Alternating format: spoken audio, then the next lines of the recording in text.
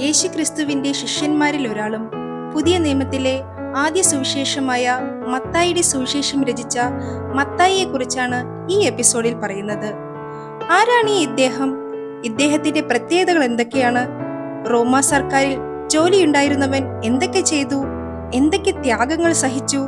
യേശുവിന്റെ ഉയർപ്പിന് ശേഷം എങ്ങനെ ശുശ്രൂഷകൾ ചെയ്തു? അവസാനം യേശുവിനു വേണ്ടി എങ്ങനെ കഷ്ടതകൾ സഹിച്ചു, രക്തസാക്ഷിയായി മരിച്ചു എന്നതിനെ കുറിച്ച് നമുക്ക് നോക്കാം.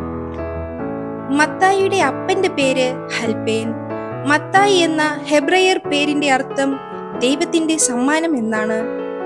മത്തായിയെ ലേവി എന്നും വിളിക്കും. അതുകൊണ്ട് അദ്ദേഹം ലേവി ഗോത്രത്തിനുള്ളവനാണ് എന്നതിന് തെളിവുകളില്ല. മത്തായി സുവിശേഷത്തിൽ മത്തായിയുടെ പേര് യേശുവിന്റെ ശിഷ്യന്മാരുടെ പേര് പറയുന്ന സമയത്ത് 8-ാം സ്ഥാനത്താണ്.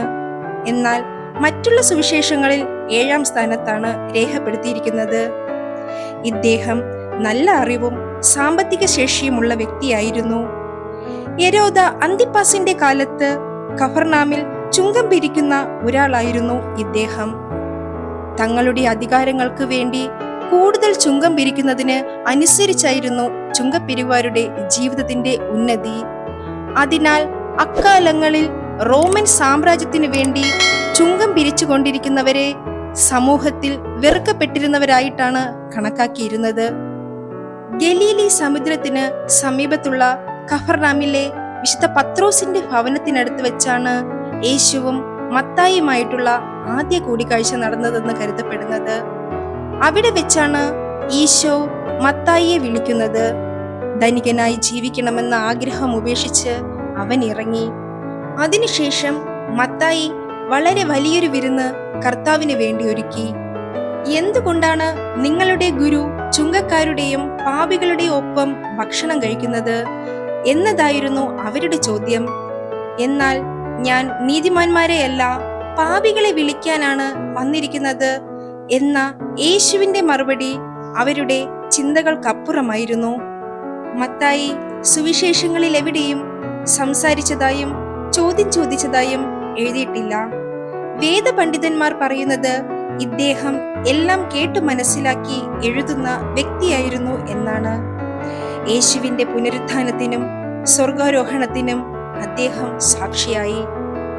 പെന്തക്കോസ്ത നാളിൽ ഏകദേശം 120ഓളം പേരുടെ കൂടെ പരിശുദ്ധാത്മാവ് പ്രാപിച്ച ശേഷം 15 വർഷം യഹൂദായിൽ യഹൂദന്മാരോട് സുവിശേഷം പ്രസംഗിച്ചു. ഒരുപാട് പേർ യേശുവിനെ സ്വീകരിച്ചു.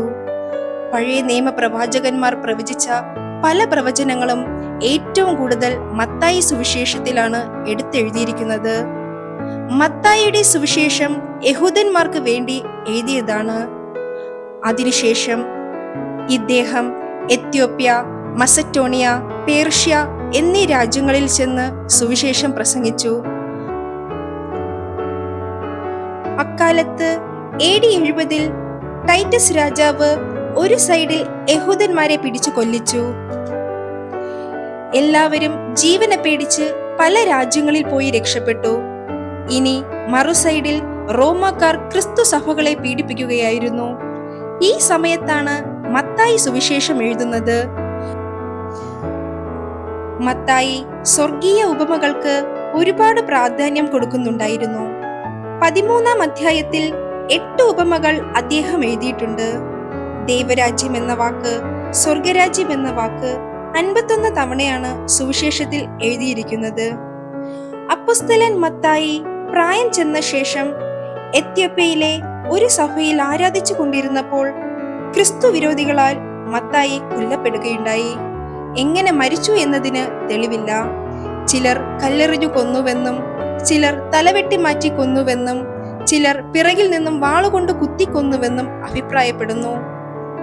12 അപ്പോസ്തലന്മാരിൽ 11 പേരെയും പോലെ അപ്പോസ്തല ദൗത്യത്തിനിടെ വിശുദ്ധ മത്തായിയും രക്തസാക്ഷ്യം വരിച്ചതായി കരുതപ്പെടുന്നു. ഇതാണ് മത്തായി അപ്പോസ്തലന്റെ ജീവചരിത്രം. വിശുദ്ധിയിൽ നിന്നും അകന്നു നിൽക്കുന്ന പാപികളായവർക്ക് ദൈവകാരുണ്യം വഴി ജീവിതത്തിൽ അത്ഭുതകരമായ മാറ്റങ്ങൾ വരുത്തുവാനുള്ള ഒരു മാതൃകയായിട്ടാണ് വിശുദ്ധ മത്തായിയുടെ ജീവിതത്തെ സുവിശേഷം നമുക്ക് നൽകുന്നത്.